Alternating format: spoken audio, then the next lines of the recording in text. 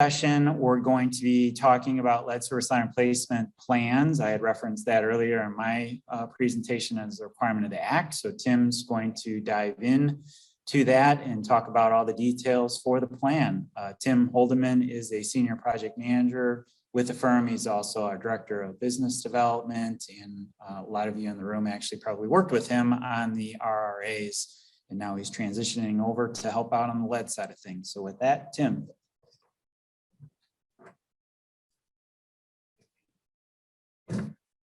Thank you, Jeff, and welcome everyone. It's a pleasure to be here to talk about lead service line replacement development plan.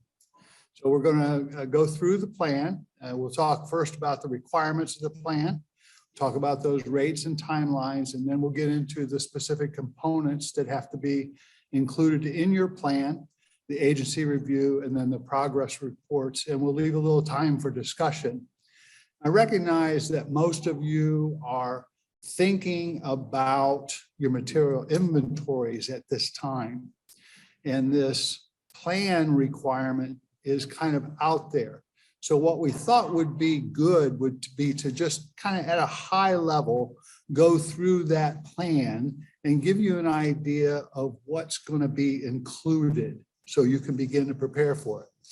Like we've talked about, there's really 3 steps in the Act. Identifying the materials, step 1. Step 2 is developing goals for replacement that get you to 0 known and suspected lead service lines, and then implementing that plan. And as you see up on top, every community water system with known or suspected must create a plan to replace the lead service lines and or galvanize downstream of lead. This is the timeline that you've seen earlier. The highlight for the lead service line replacement plan is shown up on the top in text. The graphic goes from left to right, where we start January 2022 with the no partials, and then we have the material inventory, the initial and complete, up till 2024. And then you have a match line with your plan, which is shown here in red. So the initial plan is the year of the final inventory, 2024. And then 2 updates to the plan, and then your final plan in 2027, EPA approves, and then you start your implementing your plan with progress reports every 10 years. And then every year for the first 10 years, and then every 3 years thereafter. Okay. You have to put your plan on your website. If you don't have a website, you can use EPA's.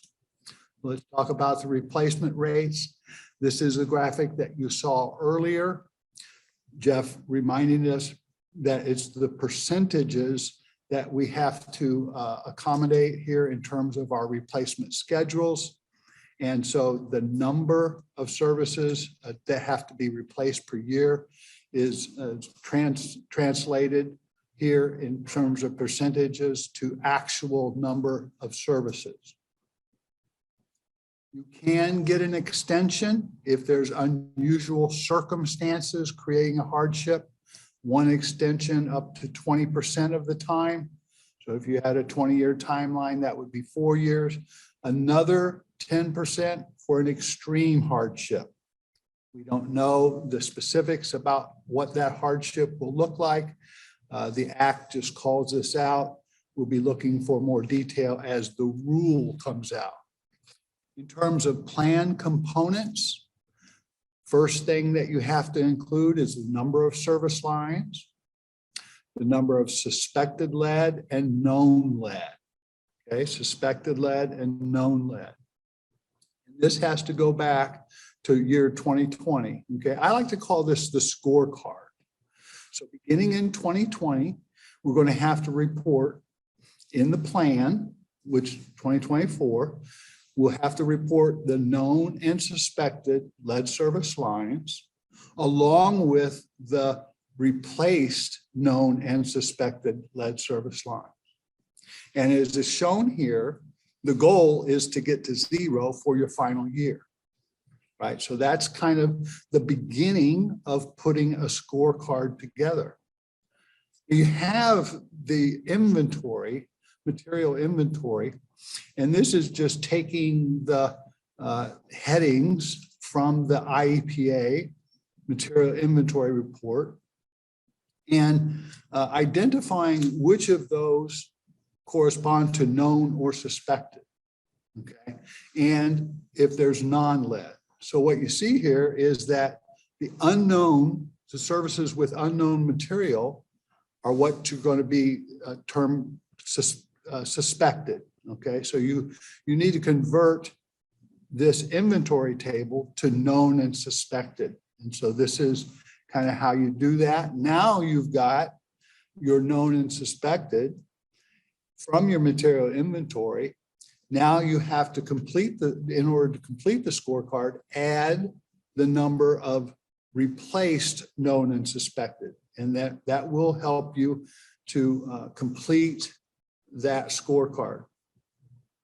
So in my mind, if I were doing this, I would take the material inventory and I would add a couple columns to it in terms of adding the number of replaced known and the number of replaced suspected.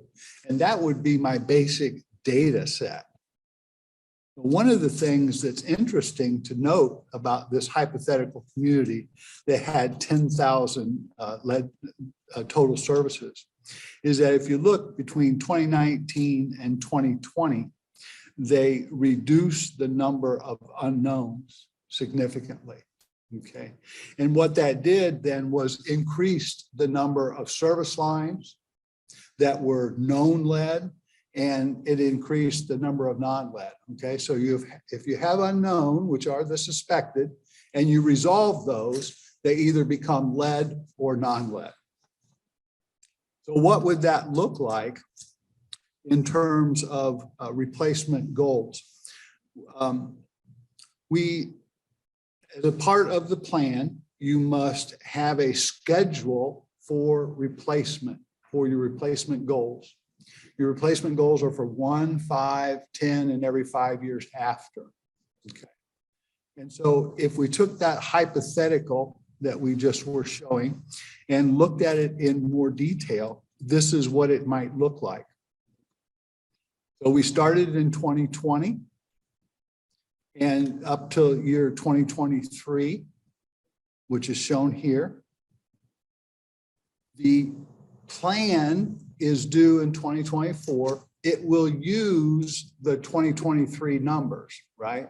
We're submitting it in April. The numbers that we have will be the year in 2023.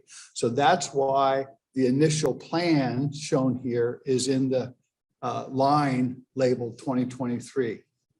So we had the survey or the material inventory in 2020, we converted it to known and suspected. And then notice that the suspected from 20 to 21 to 22 to 23 has gone down every year.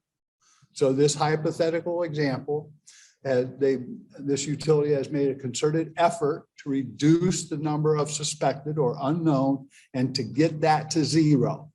That's part of the game here, is get your material inventory resolved, get those suspected out, and then you're at zero for the initial plan.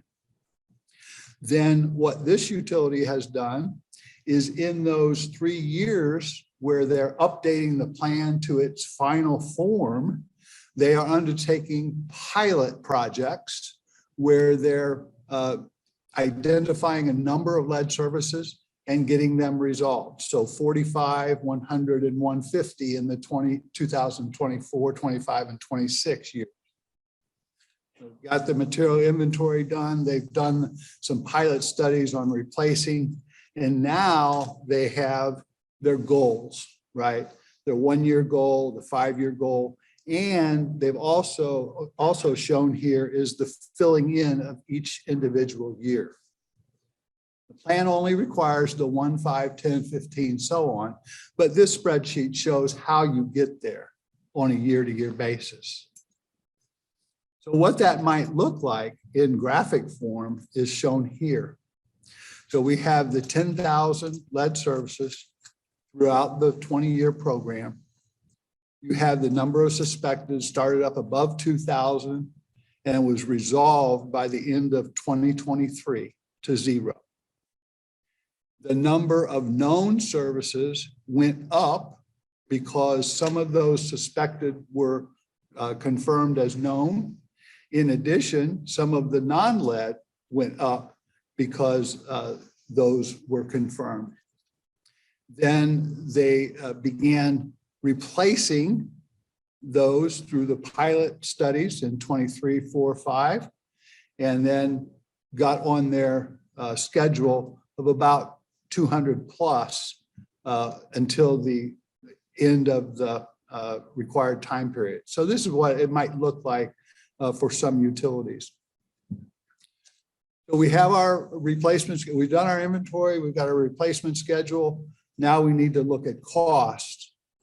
And there's a number of factors influencing replacement cost. And the numbers that we're going to show are going to be high numbers. And we've done that purposefully. They're conservative because there is a lot of uncertainty going forward. One of the factors is economy of scale. Larger projects are going to get better pricing, but the rule also asks that you reduce the size of some of your projects to encourage the diversity hiring goals. Available contractors. We see that there's a shortage of available contractors now. And what's that going to look like when everybody is looking for a contractor? And how will that affect price? More projects impact demand, high demand, increasing prices. So that's another wild card. And then last of all, just what construction method are we going to be using? And what's the restoration process going to be for each individual lead service line replacement? So let's take a look now at a hypothetical case. Approach number one is that this community has resolved all of the suspected lead service lines, and they're using a single cost, $12,000 for engineering and construction for replacement of lead service lines. They had 4330 in 20 years, 216 per year. That translates to an overall project of about $52 million. The second approach is to use a multi-tiered cost based on replacement detail. Where would you get that detail? That detail would come from information that you gathered during your material inventory. The type of the home, the characteristics of the home, the restoration, so on and so forth, the construction method. Those details could be used to give a more refined estimate of cost. And in that case, then your same numbers are going to be lower because you have a more refined cost model. Okay, so it kind of shows the power of that, getting detailed information in that material inventory so you can do a better analysis of cost. Financing options have to be described, and you have to address affordability and how you're going to potentially offer customers structured payments. Public engagement has to be a part of your plan, where you're prioritizing the high-risk facilities, and these are the same as was done in the inventory. And then also we have to identify maps, which are going to show the areas where the lead service lines are going to be replaced. So we showed that very simple model of our replacement schedule and applying costs. Now we're going to add a layer of detail, and that's the geography. Where are the neighborhoods? Where are the high priorities? And so you can see that that's going to get pretty complex as we go forward and add each of these different requirements to the process. We have to inform the public and take comments. And then there's that diversity in hiring goal. And we have to make the good faith effort for 20% of our total to be the MWBDE, with 11% minority, 7% women-owned, and 2% persons with disability. And that means, and then there are specifics that we have to meet. We have to have a reasonable means for getting the information out. We have to provide adequate information, meet with those certified businesses, use service organizations to help spread the word and to get them involved, and then do the proper advertising. So there's a level of complexity here that water utilities are probably going to need to reach out to other departments within your municipality and have some help, get some help. Let's talk about the review process. You know, if you do what the rule says or what the act says, you're going to find you should have a complete plan. You have to meet all those requirements that we just described. The schedule has to align with the timelines. You have to have those priorities identified, your financial cost analysis, and your public review. You have to document that you've given the public an opportunity to comment and review. You can ask for an extension up to 3 months, but you have to do so not less than 3 months before your due date. And then finally, once you start implementing the plan, you need to put in those progress reports annually for 10 years after you get started, and then 3 years after that 10 years. You have to include the number of lead service lines that were replaced and the average cost. So that scorecard that we showed, now in the progress reports, have to report on that average cost, which is going to kind of give a accountability or a ground truthing for what the rest of your plan is, right? Because if you're planning something that isn't consistent with what's actually happened, then you'll need to make some adjustments. Need to show your progress towards the hiring requirements and the percentage of customers that have elected the waiver. And then finally, talking about your methods to finance your replacement plan. So this is the conclusion of this presentation on the replacement plan. You can see that it's not difficult, but there are many moving parts. My suggestion to you is to take that material inventory and take your replacement work that you've been doing, put that in a database and run through that first draft of this plan. No matter how rough it is, it's the first draft. And then you'll get a real idea of where the holes are and where you need to be looking to acquire help or more information in the subsequent years, and be ready in 2024 for that initial, and then in 2027 for the final. So with that, I'd be happy to answer any questions.